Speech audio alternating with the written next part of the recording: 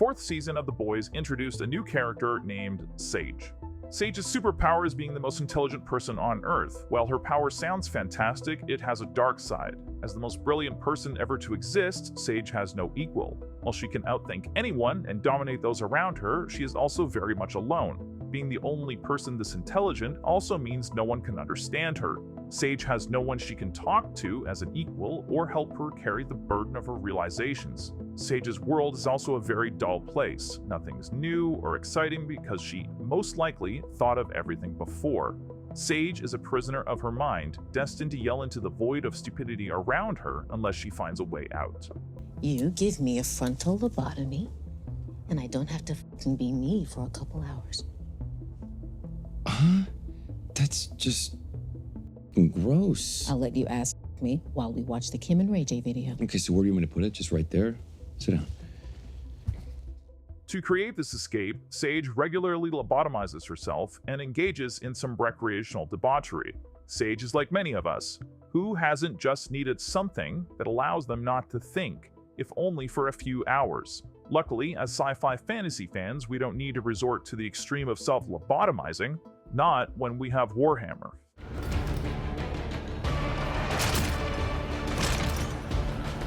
I am iron. I am wrath. I am doom. Now, some of you may think you know where I'm going with this, but I want to be clear. I am about to argue that being into Warhammer is the same as getting a lobotomy.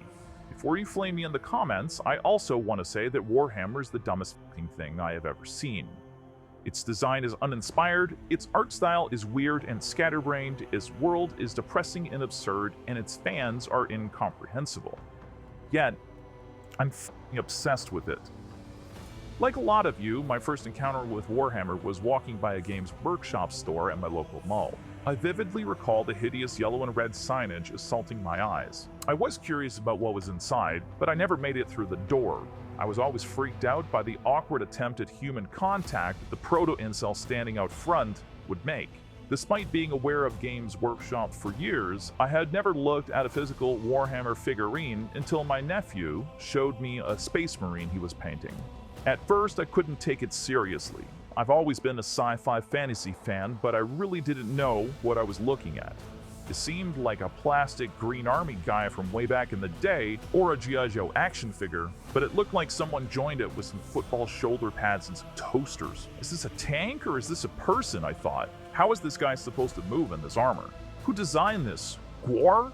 The look of Warhammer is somewhere between He-Man, Alien, Lord of the Rings, and the local high school Dungeons & Dragons club which holds its meetings in an abandoned Gothic cathedral.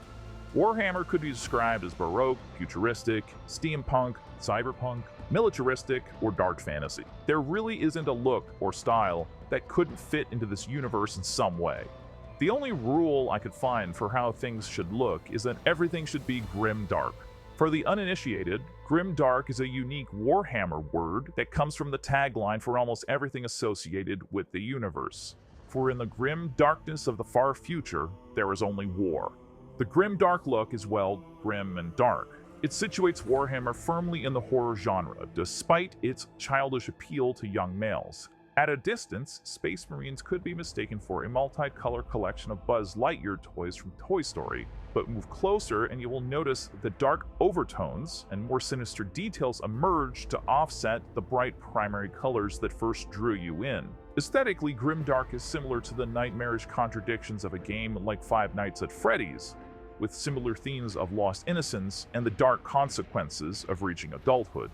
In pulp fiction literature, Grimdark is a subgenre of sci-fi fantasy that is characterized as dystopian, amoral, and violent. This is accurate, as the Warhammer universe is a dark, dangerous, and depressing place. There is no optimism, peaceful coexistence, or hope like in Star Trek. It is a place of cynicism, despair, oppression, superstition, dogma, injustice, and horror. There is no morality in Warhammer, no deep philosophical questions to ponder. It is a universe free of gray areas, since everyone, in some way, is in the black.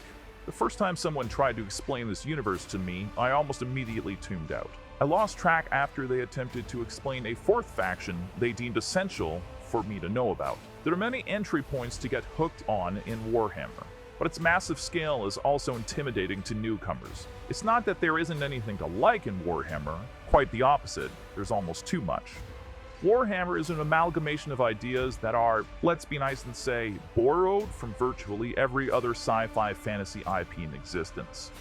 The Tyranids are clearly the aliens from Alien. The Space Marines were initially inspired by Judge Dredd, with their look evolving into something similar to Master Chief from Halo and Doom Guy from Doom.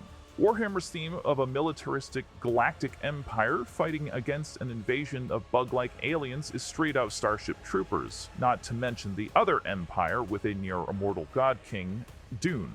The Warhammer universe exists as a cacophony of lore, games, media, and art styles so massive in scope that no one person can claim to be an expert on everything.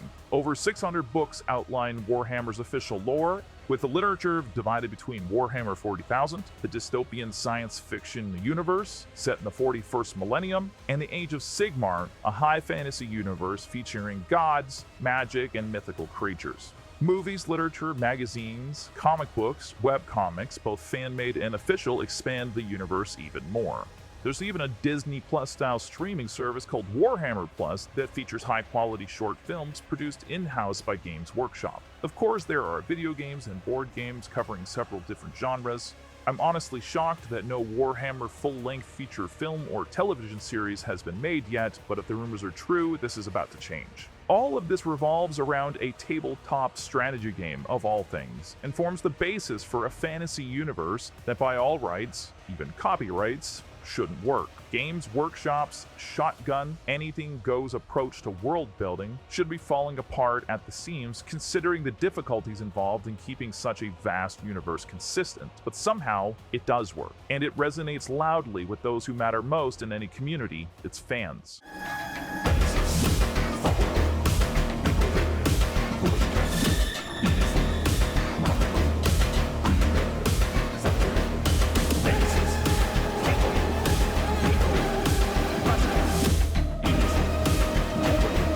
I don't know what to think of Warhammer fans. Until recently, I was not aware I knew anyone who was into Warhammer. Now that I'm looking into the universe, I have found that I actually know quite a few.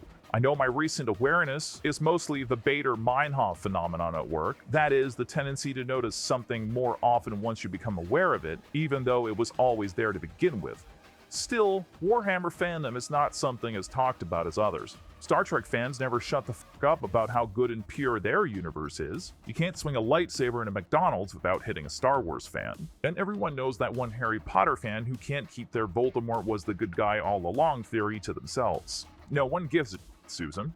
Warhammer fans don't seem to care about their fandom's obscurity. They may even appreciate it.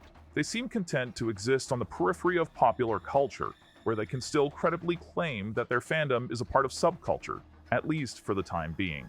Before George Lucas publicly murdered his legacy by releasing the prequels, still a stupid word if you ask me, and its subsequent Disneyfication, Star Wars was actually considered part of subculture.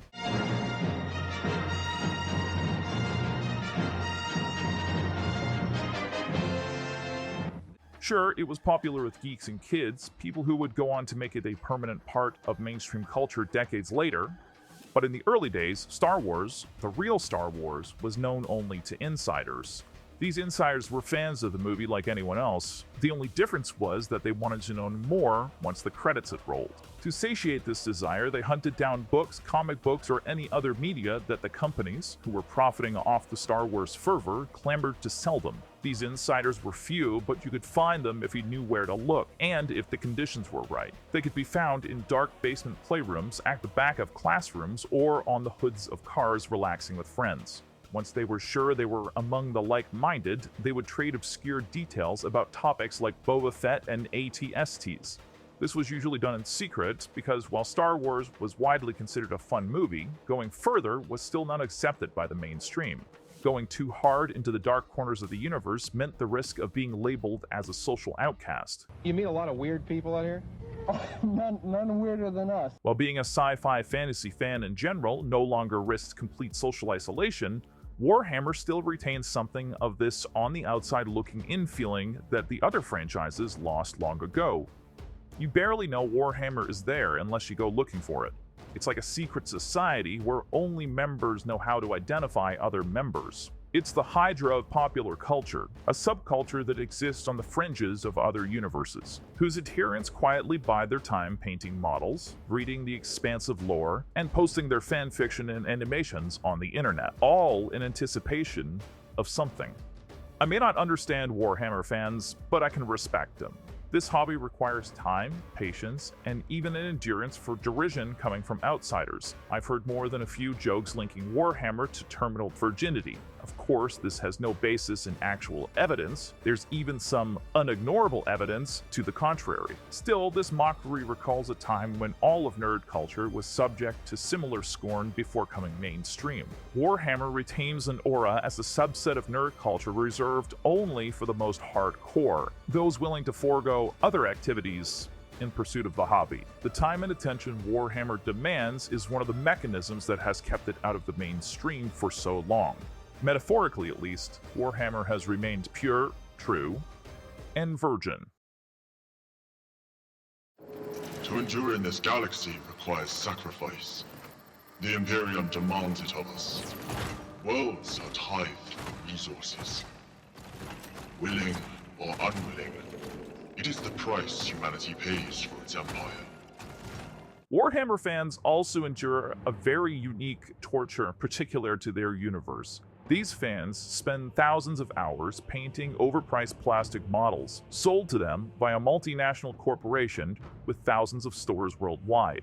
Games Workshop does its best to imprison its fans in a system of endless addiction designed to exploit them as much as possible. The irony that the lore of Warhammer revolves around the so-called Emperor of all mankind, who is only kept alive by sacrificing the souls of 1,000 of his followers every day, who in turn are supplied by a ruthless imperial system that demands ceaseless devotion, shouldn't be lost on anyone. If you ask any dedicated Warhammer fan what they think of Games Workshop, you're bound to hear a long rant about how greedy the company is and how the people who run it are evil incarnate. Immediately after, they will proudly show you their army of Blood Angel Space Marines they spent countless hours painting and cost them over $2,000. All the while maintaining a straight face, completely aware of the dissonance and blissfully reconciled to it. Warhammer's the kind of universe that will draw you in like an Andari brothel, drain you of all your dignity and money, and then leave you burning on the side of the road with a smile on your face, screaming, "For the Emperor."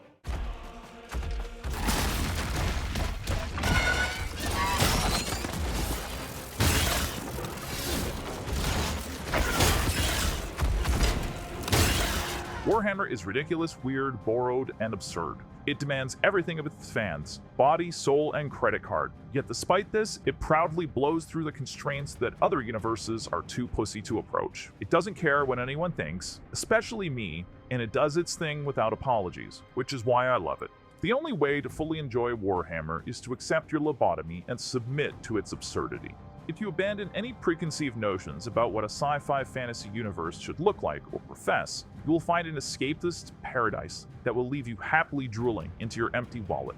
There's a full-throttle universe here that is full of such sights to show you, if you can get past its atypical exterior, overwhelming scale, and its time commitment. Warhammer is one of the last bastions of true escapism in sci-fi fantasy that for now remains largely untouched by the forces that have destroyed so many other beloved franchises. Make sure you enjoy it while you can.